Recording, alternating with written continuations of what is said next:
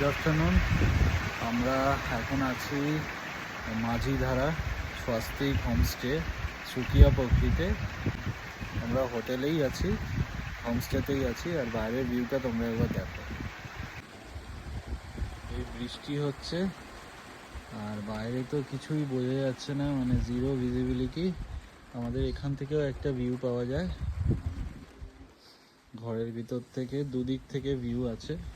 আর এখানে দেখো আমার গাড়িটা দাঁড়িয়ে আছে, আর দেখো কিছু দেখাই যাচ্ছে না, প্রায় জিরো ভিজিবিলিটিটা জুম করে দেখাচ্ছি।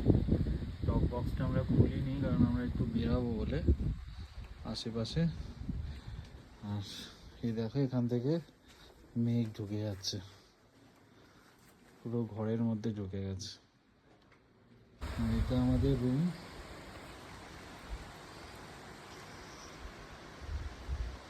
দুটো বেড আছে আছে আর এইগুলো আমাদের লাগেজ। বক্সটা খুলিনি।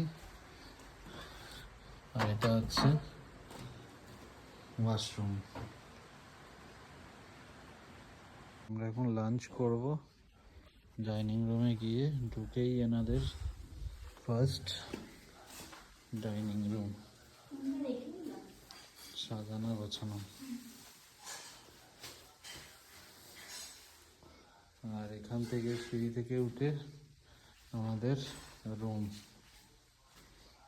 তো আমাদের এখানে লাঞ্চ সার্ভ করে দিয়েছে। তো এইটাই আছে রাইস একদম প্রথমে, তারপর ডাল, ডিম কারি, এটা কি আলু ভাজা, আলু ভাজা, বাঁধাকপি, বাঁধাকপি উইথ সয়াবিন আছে কি, আর আর পাঁপড়। পাঁপড়। তো চলো খেয়ে নি।